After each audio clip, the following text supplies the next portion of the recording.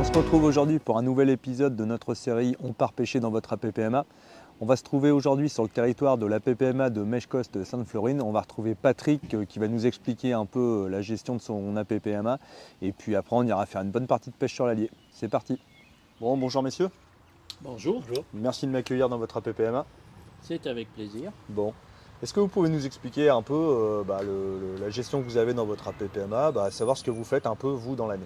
Dans l'année, on organise plusieurs concours de pêche pour les sociétaires. On fait des déversements de truites pour l'ouverture de la pêche, pour leur faire plaisir. On déverse pas mal de poissons, tanches, perches et carpes dans le petit étang. C'est un étang convivial qui sert un peu à accueillir des familles qui viennent passer une journée ici. Voilà, on essaye d'entretenir surtout, de le tenir propre. Donc il y a l'entretien qui compte pour beaucoup, parce qu'on n'aime pas aller dans des endroits qui sont trop obstrués par des branches, des buissons. Donc c'est vous et l'équipe de bénévoles qui faites l'entretien des plans d'eau. Tout à fait. Ce qui est important de dire aussi sur votre territoire de pêche, c'est que voilà, tout à l'heure on va aller sur l'Allier pêcher plutôt la friture et puis des espèces de poissons blancs. Puis on a aussi d'autres types d'espèces qui sont dans vos plans d'eau. Donc là vous en avez deux ici. Il y a quoi comme espèces dedans? Alors il y a la différence surtout avec la rivière Allier, c'est qu'ici on a du gardon, on a de la carpe, de la tanche, plus des poissons d'étang. Plutôt des poissons d'eau calme? Des poissons d'eau calme, voilà. Okay. Alors que dans la rivière, on va retrouver des goujons, on va retrouver des ablettes, des petits blancs, des perches. Voilà, c'est pas les mêmes espèces de poissons et c'est pas les mêmes techniques de pêche. Après, ce qui est assez sympathique chez vous, c'est que c'est vrai que vous avez ces deux petits plans d'eau là. Il y en a un autre qui est à côté le plan d'eau de Lille, là aussi, qui est à côté de Vesoudou, à côté du plan d'eau fédéral. C'est des endroits où on peut accueillir du grand public. Vous avez des pontons handicapés pour les personnes qui ont un handicap. Et puis ce qui est quand même sympa, c'est que vous faites l'entretien. Je veux dire, les gens ils viennent ici, c'est un moment de convivialité, on peut aller à la pêche assez rapidement, la mise en œuvre est relativement tranquille, donc ça c'est sympa aussi pour tout ce qui est public un peu plus familial et pour des personnes qui auraient éventuellement plus de difficultés à se déplacer, quoi. Voilà, la pêche peut se faire à côté des voitures, c'est l'avantage aussi, oui. Parce que sur la rivière il faut des fois marcher et passer des obstacles un peu compliqués, donc pour les enfants c'est pas toujours facile.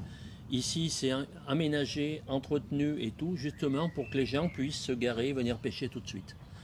Donc voilà, c'est le gros avantage de l'étang. Et puis, ça reste beaucoup plus familial et convivial. Bon, super. Et puis du coup, là, on va faire quelque chose de différent. On va aller pêcher tous les trois sur la rivière Allier, où là, il faudra peut-être marcher un tout petit peu plus, moins à côté de la voiture, mais ça reste quand même relativement accessible en espérant qu'on fasse quelques poissons. Bien sûr, bien sûr. C'est toujours intéressant aussi. Et la rivière, c'est pas tout à fait la même chose, c'est plus sauvage. Ici, c'est pas que c'est pas sauvage, mais beaucoup moins quand même. La rivière, l'avantage, c'est qu'on va arriver de bonne heure le matin et on va voir s'éveiller la nature, s'éveiller toutes les espèces qui existent, que ce soit des oiseaux, des poissons ou autres. On voit s'éveiller la nature, on voit tout qui prend vie et c'est ça qui est très intéressant. Bon, super. Bon, on va au bord de l'Allier. C'est parti? Ouais, on y va. Allez, go. On y va. Bon, on va retrouver Patrick au bord de l'Allier pour une initiation de pêche à la friture.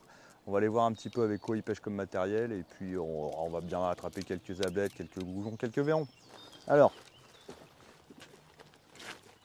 bon Patrick, oui. Tu peux nous expliquer un petit peu le matériel là, dont tu te sers pour aller à la pêche sur l'Allier?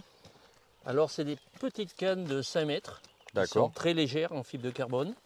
Celle-ci doit peser 120 grammes. Ok. Donc c'est confortable. C'est très léger. Voilà. Au niveau de la ligne, tu peux nous expliquer un petit peu de quoi elle est composée Alors, et puis, la ligne, le fil, c'est du 12 centièmes. Ok. 12 centièmes le haut de ligne et 8 centièmes le bas de ligne. D'accord. Tu as un flotteur en combien là? 0,60. Ouais, voilà. Quelques petits plombs. Je les plombe avant dans un tonneau d'eau chez moi. Parce que ça me permet de voir les plombs qu'il faut rajouter et enlever, parce que le faire directement là, c'est ça de gagner. Hein, Et l'hameçon, donc c'est des hameçons tout montés de 22 sur du 8 centièmes. Ah oui, c'est quand même relativement fin, quoi. Et au niveau de ton hameçon, tu mets quoi du coup comme appât? Alors on va pêcher avec des pinkies. Le pinkies coloré, parce qu'il y en a des jaunes, il y en a des blancs, il y en a des rouges, beaucoup de rouges. Je vais sonder la profondeur pour pêcher à peu près à 4-5 cm du fond. Ok. La sonde, c'est un ressort qui fait qu'on appuie dessus pour l'ouvrir et la fermer et on coince l'hameçon dedans. D'accord. Voilà. Donc là, explique-nous à quoi sert la sonde. Ça sert à prendre la profondeur en fait. La sonde sert, exactement, oui, c'est vrai qu'on connaît un peu trop les choses. La sonde sert à prendre la profondeur. Donc, il faut que je sonde à peu près là où je vais pêcher. Ouais, tu nous expliques un peu la méthode. Donc là, voilà. D'accord.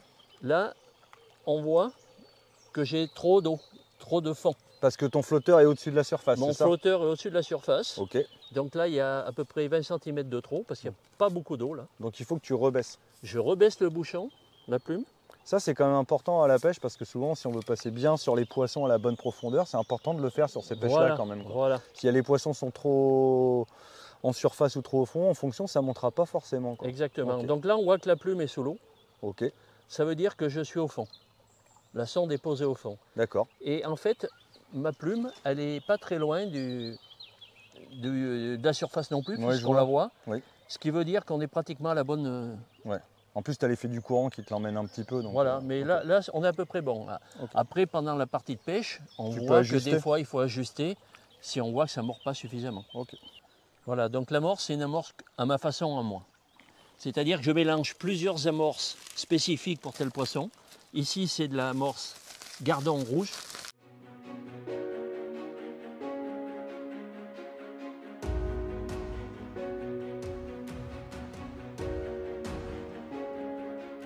Donc là, eh ben, on mélange tout ça.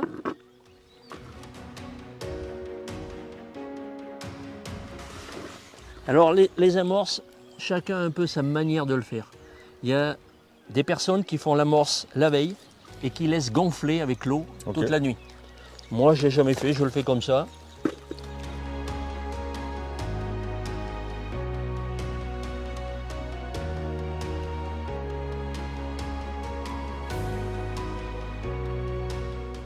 D'abord, ce qu'il faut, c'est amorcer avec des boules assez conséquentes. On voit celle-là. D'accord.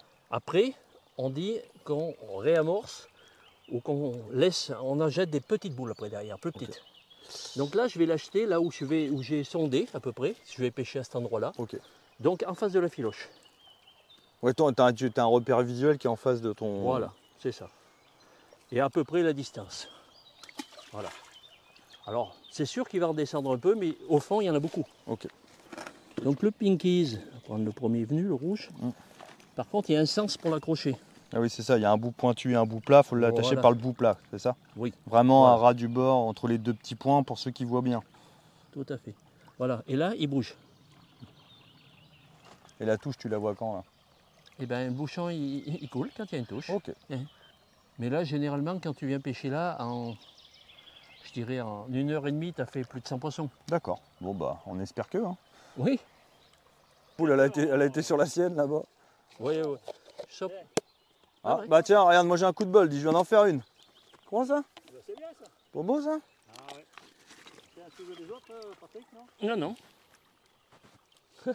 Tiens, tu peux nous dire ce que c'est du coup? Attends. Ouais.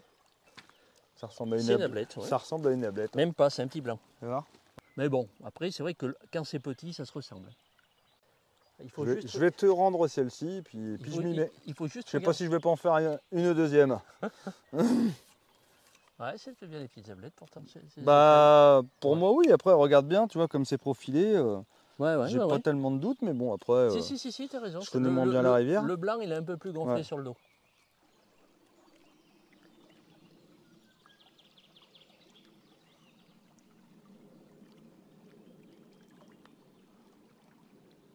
C'est tout des petits. Hein. Tu fais plus gros d'habitude? Ouais. Un petit peu? Oui, les ablettes sont un peu plus grosses d'habitude. J'ai senti que j'avais raté surtout. Ouais, mais moi pareil. Il y en a.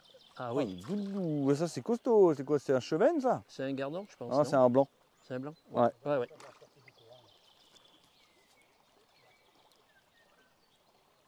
Il faut prendre très délicatement. Parce que si on le prend trop fort, on le serre trop fort et qu'on ne le tient pas bien, il va donner un coup de queue et casser. Sachant qu'on pêche très fin, il faut faire attention à ça. Ouais, il est joli, hein, c'est un beau chevenne quoi.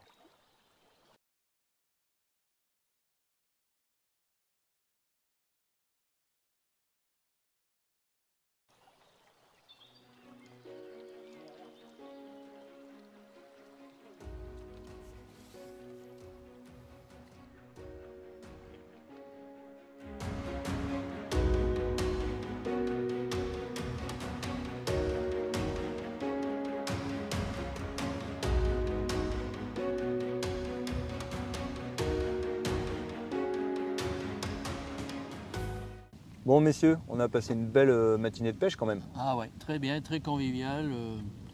À refaire, très bien. On a attrapé plein de poissons, plein d'espèces. On a Oui. pu pêcher tous les 3 côte-côte, ça c'est quand même super sympa. Oui, Je veux dire, en famille ça se fait bien, entre copains ça se fait bien. On est sur des pêches quand même assez productives, estivales.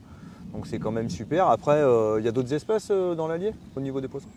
ah bah il y a du carnassier, mais c'est une pêche spécifique. Il faut être équipé pour pêcher ce poisson-là, que ce soit le carnassier brochet ou cendre, mais essentiellement le brochet. On a beaucoup de reproduction de brochet, ça marche bien. Donc on a des poissons, mais pour pêcher le brochet, il faut venir pêcher le brochet. C'est pas le même Tu équipement. fais pas les deux en même temps? Non, Ok. absolument. Et en plus, vous avez quand même cette rivière qui est quand même chez vous encore relativement sauvage, avec de l'espace, voilà, pour pêcher, avec un cadre et un environnement superbe. Donc honnêtement, j'invite tout le monde à venir pêcher la friture et d'autres espèces sur votre secteur. C'est un sujet qu'on traite beaucoup, qu'on a beaucoup d'attention là-dessus, c'est d'entretenir justement les postes de pêche, puisque quand on fait des demandes pour ces entretiens, on les appelle bien postes de pêche. Donc ou les raménager, ou les ouvrir, pour que les gens se sentent mieux et puissent pêcher dans les meilleures conditions. Bon, et ben super. Bon, on se remet ça l'année prochaine? Ah oui, Bah ça marche. À sans bientôt. problème.